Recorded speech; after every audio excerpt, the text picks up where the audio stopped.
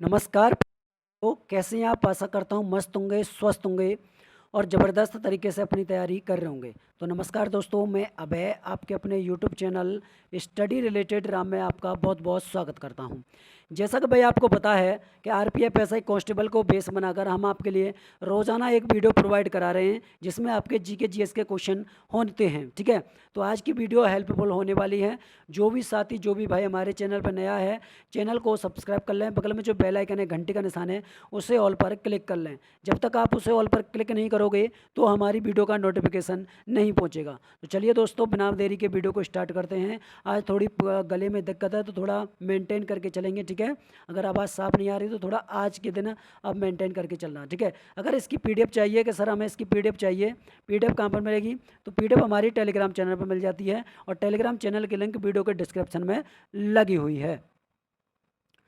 देखिए साथियों, कोई भी भाई, कोई भी बहन अगर एसएससी जीडी की तैयारी कर रहा है तो हम चक्षु प्रकाशन की बुक लेकर आए हैं जिसमें आपको रीजनिंग, मैथ, सामान्य ज्ञान और आपकी हिंदी कॉम्बो बैच ये मिलने वाली है, आपकी बुक मिलने वाली है।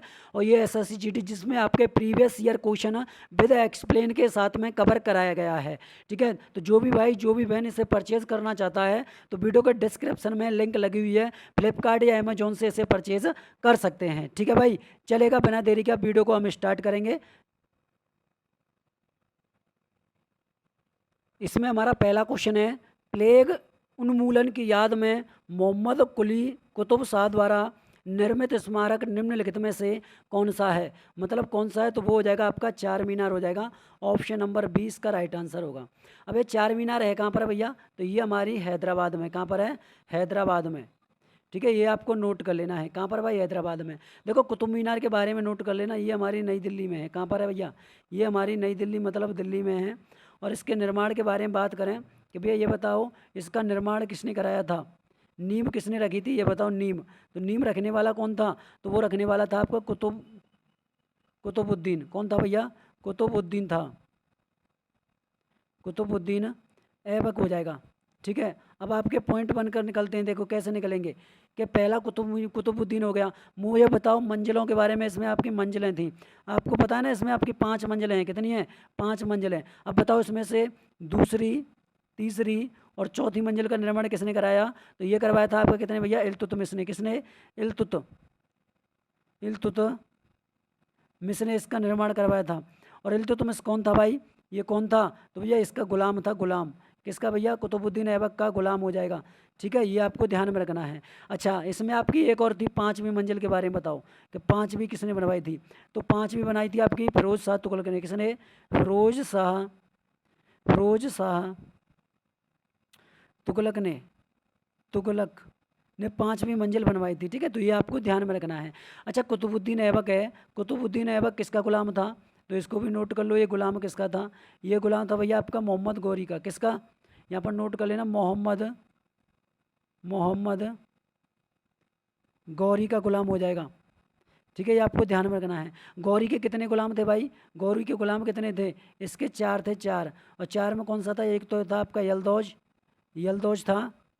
दूसरा हो जाएगा आपका कौन सा? कुवाचा, कुवाचा। तीसरा था आपका कौन सा? ऐबक, ऐबक। और चौथा कौन सा था भाई? तो चौथे को भी नोट कर लेना। चौथा हो जाएगा कौन सा? खिलजी, बख्तियार खिलजी, खिलजी हो जाएगा। ठीक है, इसी ने आपके क्या है, नालंदा विश्वविद्यालय को नष्ट कराया था। अगला क्वेश्चन आपके लिए ये रहा। अगला क्वेश्चन क्या है?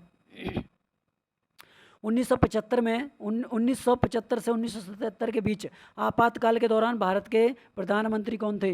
देखो, आपातकाल के दौरान भारत के प्रधानमंत्रियों के बारे में अगर बात कर ली जाए तो वो हो जाएंगे हमारे कौन? ऑप्शन नंबर इंदिरा गांधी हो जाएंगी। इंदिरा गांधी। कौन है? इंदिरा गांधी हैं। देखो, ये आपातकाल कौन से आर्टिकल में आता है? अगर आर्टिकल के बारे में पूछ ले जाए तो आर्टिकल आता है आपका 352 में। किसमें? 352 में आर्टिकल आता है। और बताइएगा कि आर्टिकल 352 में आता है आपातकाल कितने बार लगा है? आपातकाल, इमरजेंसी। तो आपातकाल के बारे में बात करें, एक लगा था पहला, पहला लगा था आपका 1962 में। 1962 में क्या हो रहा था भैया? 1962 में भैया नोट कर लेना, ये आपका भारत और चीन का युद्ध चल रहा था। भारत चीन युद्ध चल रहा था, चीन युद्ध।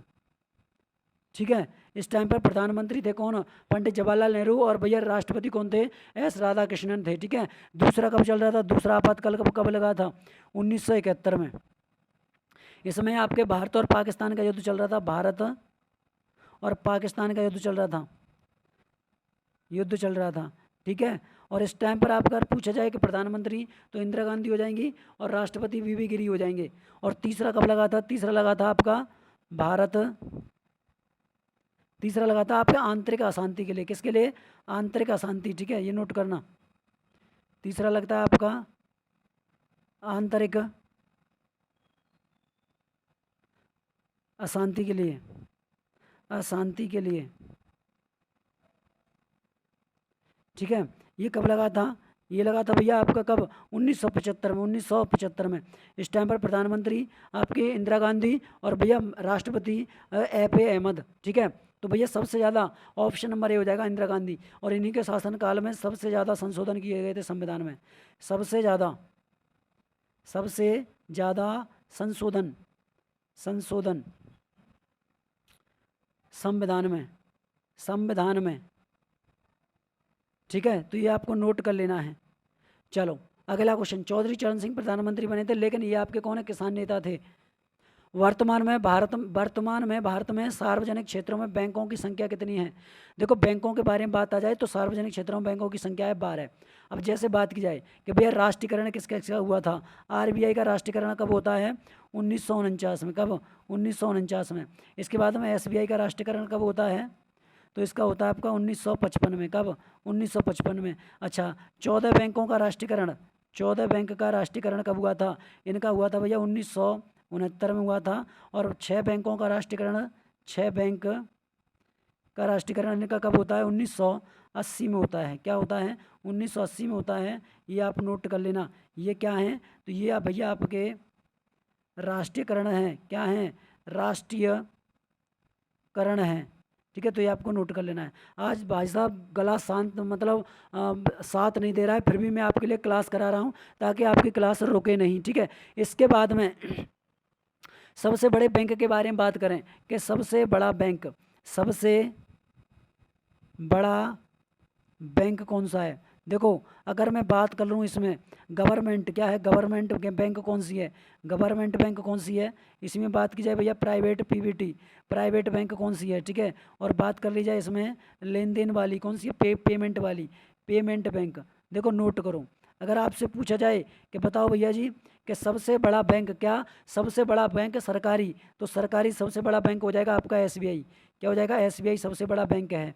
ठीक है, अगर प्राइवेट बैंक के बारे में पूछा जाए तो प्राइवेट बैंक हो जाएगी आपकी एचडीएफसी सबसे बड़ी है, एचडीएफसी सबसे बड़ी है। और भैया पेमेंट बैंक के बारे में पूछा जाए कि पेमेंट बैंक कौन सी बड़ी है, तो आईपीपीबी, आईपीपीबी। इसका अर्थ क्या है? इसका अर्थ है भैया India post payment bank, payment bank हो जाएगी। ठीक है, तो ये आपको ध्यान में रख लेना है। क्लियर है भैया? चलो आगे बढ़ लें अगले क्वेश्चन की तरफ। अगला क्वेश्चन है आपका, क्वेश्चन बताते जाइएगा भाई, मोस्ट इंपॉर्टेंट मैं आपके लिए। बिल्कुल ये समझ लेना कि दूध से जैसे मलाई नहीं निकलती है, तो मलाई लेकर आया हूँ मैं आपके लिए। चलो अगला क्वेश्चन बोल रहा है, निम्नलिखित में से किसने फायरफॉक्स वेब ब्राउज़र विकसित किया था?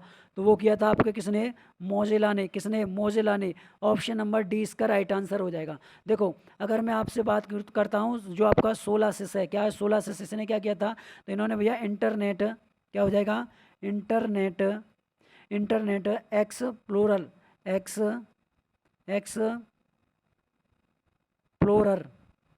ठीक है, ये विकसित किया था इन्होंने। ठीक है, इसमें बात की जाए और जैसे वेब ब्राउज़र के बारे में बात करें, किसके बारे में? वेब ब्राउज़र, तो वेब ब्राउज़र हो जाएगा। और वेब ब्राउज़र में और कौन सा है? तो मोजिला फायरफॉक्स आता है। इसी में आपका गूगल क्रोम आता है। कौन सा आता है?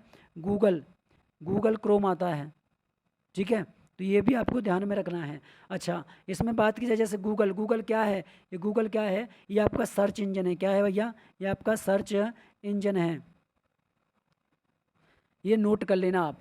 अगला क्वेश्चन आपके सामने, बताओ भैया निम्न में से कौन 2 देशों के उपराष्ट्रपति बने हैं? देशों के उपराष्ट्रपति बने हैं, जल्दी से बताइएगा। ये पूछ रहा है 2 बार बने हैं।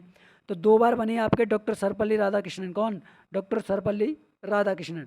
अगर राष्ट्रपति के बारे में पूछा जाए, अगर राष्ट्रपति के बारे में पूछा जाए कि राष्ट्रपति 2 बार कौन बने हैं, राष्ट्रपति 2 बार, तो कौन बने हैं राष्ट्रपति 2 बार? तो डॉक्टर राजेंद्र प्रसाद नाम आना चाहिए। कौन?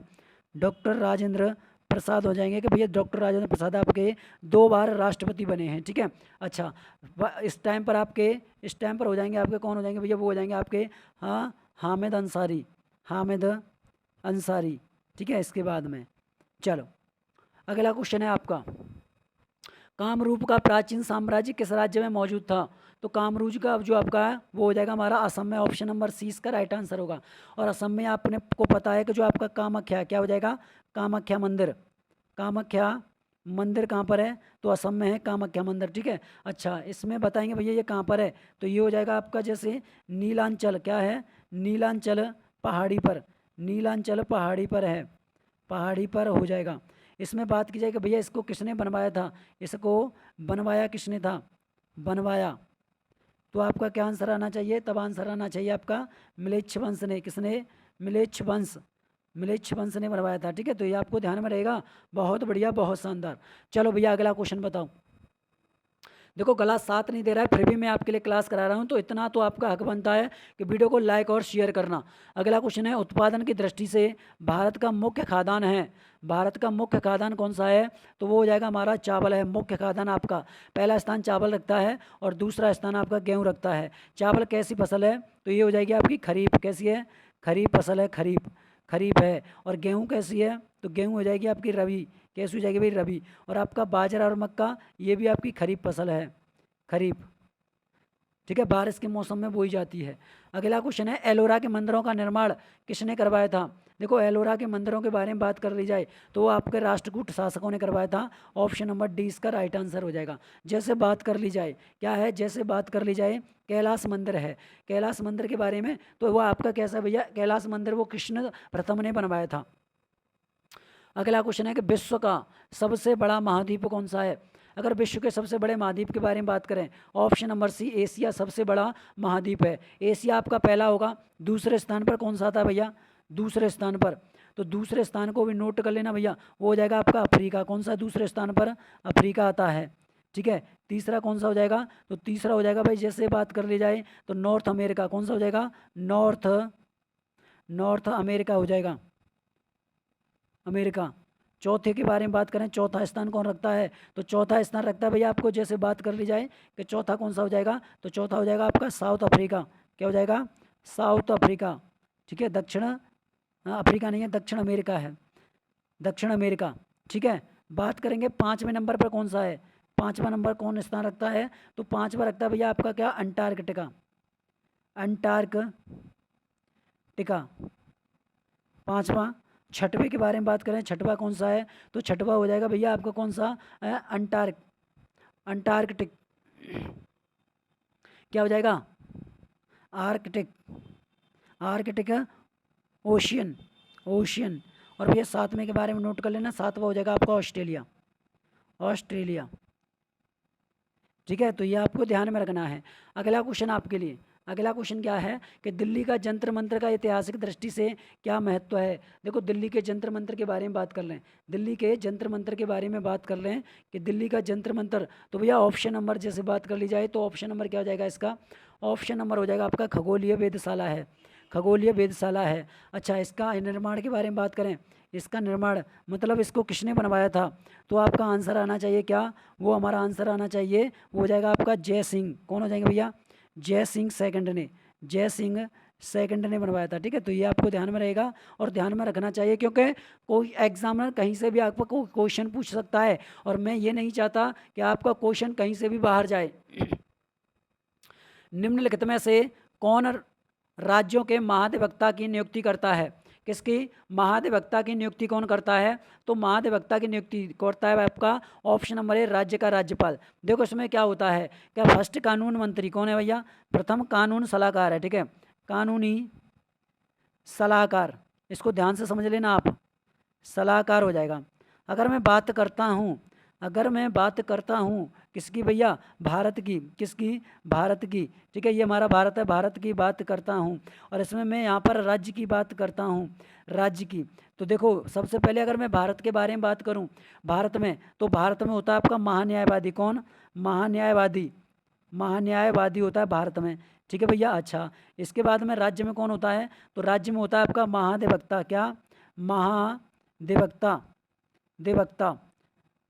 ठीक है, अब मुझे ये बताओ महान्यायवादी कौन से आर्टिकल में आता है? ये आपके आर्टिकल 76 में आता है। किस में? आर्टिकल 76 में आता है। और ये आपका महाधिवक्ता किस में आता है? ये हमारे आर्टिकल 165 में आता है। किस में? 165 में आता है। अब देखो इनको क्लियर करके चलना। इस भैया महान्यायवादी की नियुक्ति कौन करता है? तो नियुक्ति करते हैं आपके राष्ट्रपति। कौन? राष्ट्रपति द्वारा नियुक्त किए जाते हैं। ठीक है, और भैया महाधिवक्ता राज्यपाल द्वारा। किसके द्वारा? राज्यपाल द्वारा। तो आपको अब क्लियर हो गया? अब आपको क्लियर हो गया? देखो अगर आपसे पूछा जाए प्रथम कानूनी सलाहकार अगर भारत में पूछा गया है तो महान्यायवादी, और कौन से आर्टिकल में आता है? 76 में। और महान्यायवादी की नियुक्ति करते हैं राष्ट्रपति। अगर आपसे पूछा गया है राज्य में कि महान्याय मतलब प्रथम कानूनी सलाहकार कौन है? महाधिवक्ता, तो महाधिवक्ता होगा। और ये कौन से आर्टिकल में आता है? 165 में। और नियुक्ति कौन करते हैं? राज्यपाल करते हैं। ठीक है, तो आपको क्लियर हो गए दोनों के दोनों? बहुत बढ़िया। चलो भैया, अगला क्वेश्चन है आपका, अर्जुन पुरस्कार किस क्षेत्र में दिया जाता है? अर्जुन पुरस्कार किस क्षेत्र में दिया जाता है? तो ऑप्शन नंबर ए हो जाएगा, खेल के क्षेत्र में। और देखो खेल का क्या है? खेल का सर्वोच्च सर्वोच्च सर्वोच्च पुरस्कार कौन सा है? पुरस्कार पुरस्कार कौन सा हो जाएगा खेल में सर्वोच्च पुरस्कार? तो आपका आंसर आना चाहिए खेल रत्न। कौन सा है? खेल रत्न। और खेल रत्न कब से दिया गया है भैया? ये भी नोट कर लेना। ये दिया गया भैया आपके 1991 से। कब से? 1991 से दिया जा रहा है। इसके बाद हम बात करेंगे भैया, मुझे ये बताओ कि अर्जुन पुरस्कार है, अर्जुन पुरस्कार की स्थापना कब की गई थी? इसकी स्थापना कब की गई थी अर्जुन पुरस्कार की? तो ये स्थापना की गई थी भैया आपके कब? 1961 से। कब से? 1961 से दिया जा रहा है आपका अर्जुन पुरस्कार। ठीक है, तो ये आपको ध्यान में रख लेना है। अगला क्वेश्चन है आपका, निम्नलिखित में से किसका जन्म आगरा में हुआ था? जन्म आगरा के बारे में बात करें तो ऑप्शन नंबर डी हो जाएगा, गालिब। किसका? गालिब। देखो फिराक का कहाँ पर हुआ था? गोरखपुर में। कहाँ पर?